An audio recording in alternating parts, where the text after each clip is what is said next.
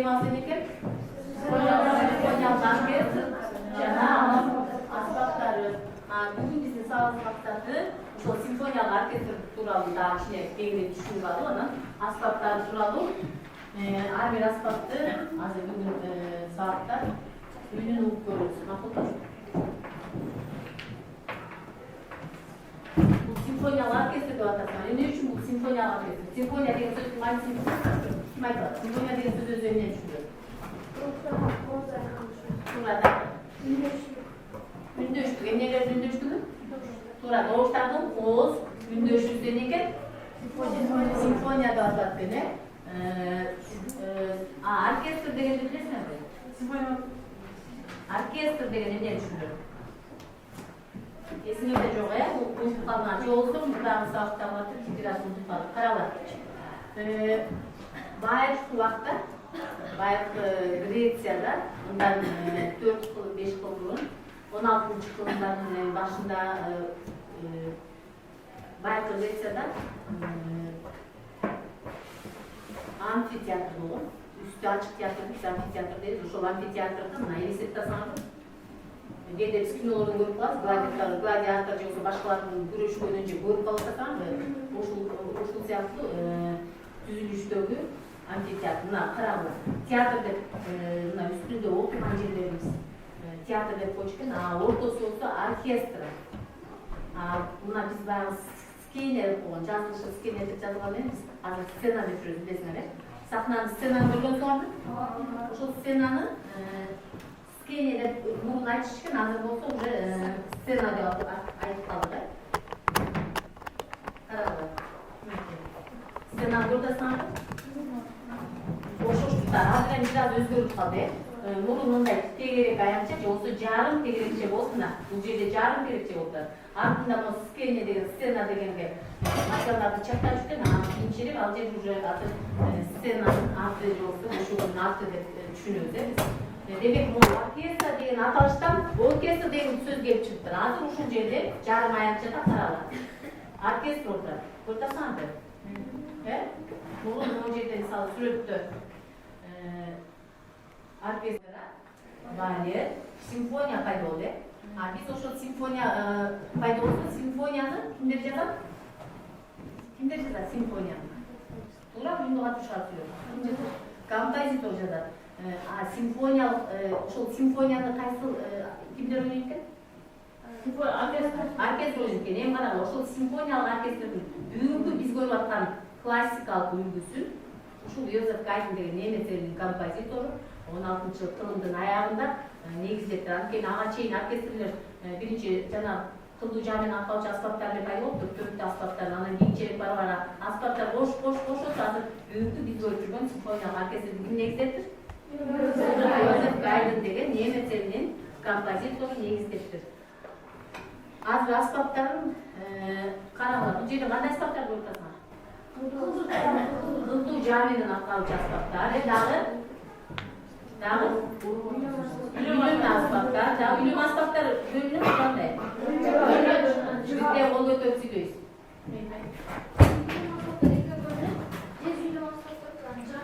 Туура, жез үйлүм аспап, чыгач үйлүм аспап. Дагы бирөөсү кандай? Дагы бирөөсү кандай эле? Кылдың айттык, жез үйлүм аспапты айттык, чыгач үйлүм аспапты айттык. Туура, урма аспаптар. Демек канчага бөлүндү симфония оркестринин тобу? 4кө бөлүндү. Чыгач, биринчи кылдуу жаа менен аткалчу, чыгач үйлүм аспап. Эмне үчүн булар кылдуу жаа менен аткалчу, эмне үчүн чыгач, эмне үчүн жез, эмне үчүн урма деп аталып атат? Эмне үчүн? Эмне үчүн? Анткени жаа менен аткалуучу аспаптар деген жаа менен аткалат. Жаа менен аткалат, дагы эмне үчүн кылдуу деп атабыз? Анткени ал кылдуу. Кылдылар анткени ошон үчүн кылдуу жаа менен аткалчу аспап деп атабыз. Чыгач үйлүм аспап эмне үчүн чыгач үйлүм аспап? Туура, жыгачтан жасалган, анан жезден жасалган үчүн жасалышына жараша биз эмне үчүн үйлөмө деп атабыз? Аны үйлөп аткан ошо демек биз жасалышына, ойноо ыкмасына жараша биз аттын берипбиз. Төртүнчүсү урма аспап, өзү айтып тургандай эмне? Уруп ойнойт турган үчүн урма аспаптар деп бөлүндү. Карагыла, симфониялык оркестрдин жарашына биринчи кылдуу жаа менен аткалчу аспаптар турат. Артында жыгач үйлүү аспаптарды көрүп атасыңарбы? Жыгач үйлүү аспаптар турат, көрүп атасыңарбы? Жыгач үйлүү аспаптардын мына жыгач үйлүү аспаптардын оң жагында жер үйлүү аспап, буягында узун аспаптар. Эми кулдук жагы менен аткарчу аспаптардын кандай түрлөрүн билесиңер? Ким айтат? Скрипка, альт, контрабас, виолончель. Туура, скрипка, альт, контрабас, виолончель. Скрипка, альт, виолончель, контрабас. Айырмасын карагыла. Скрипка эң кичинеси, андан чоңу эмне экен? Альт, альттан чоңу виолончель, анан контрабас. Айырмасын карагыла. Көрүп атсаңар, эң чоңу контрабас. Туруп атат экен. Мына айырмасын көрүлөт. Скрипка, альт, виолончель, контрабас экен. Азыр ушул аспаптардын үнүн угабыз.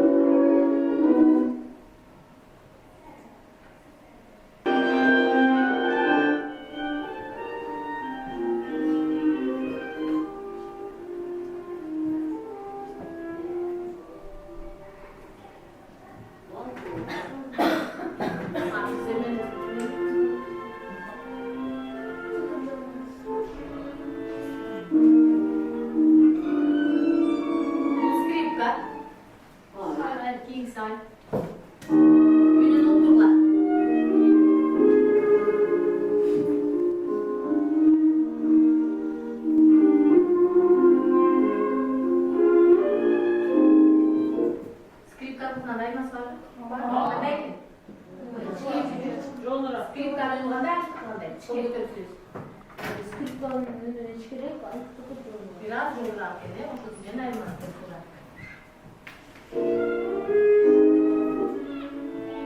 Bu ne? Otural atardı. Yalan çek kura. Bir yoğan da ekin açtığına saçma mı? Kura, yoğurak ele.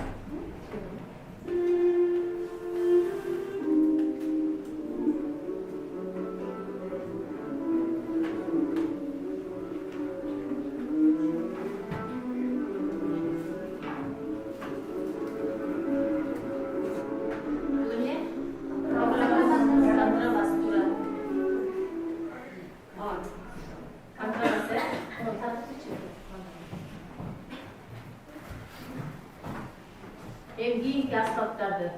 Kılıcağı men akallıkçı asfaltlardı bir kaldı ve keyinki asfaltlar, hangi asfaltlar? Kılıcağı men akallıkçı asfaltlar keyinki jıgaç, ülön asfaltlar. Karakla, hangi türlü var ki?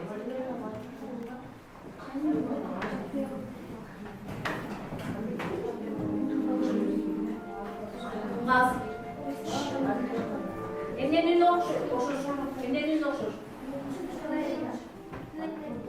Beyta, arkadaşlar bu kaç yıldır Beyta'nın ünün televizyonu görüntülüsün oraya Beyta'nın daimleri. Görüntülüsün oraya. Emden ünlü okşur ki. Muratçım çıktı, ünlü okşur ki.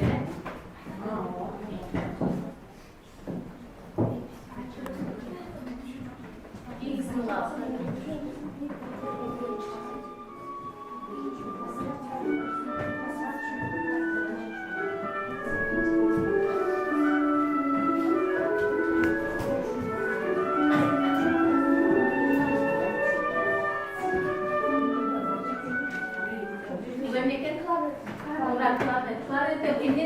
Obraz besi olur.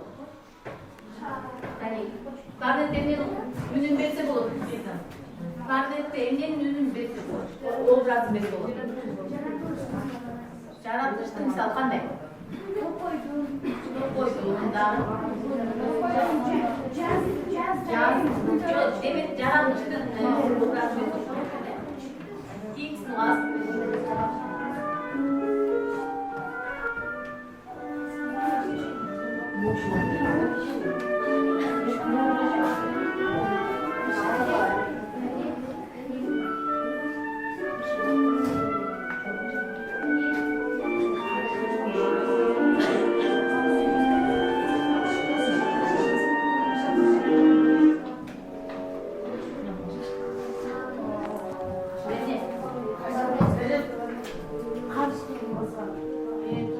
Karşı kırdığın baskan bir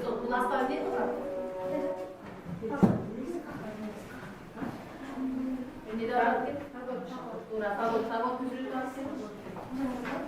Favor müzürü var mı? Evet. Ora favorun köyünün bestesi olup gene. Bunlar kadar kilo masraflar oldu mu? Çıraç. Yeni peki. Çıraç. Bunlar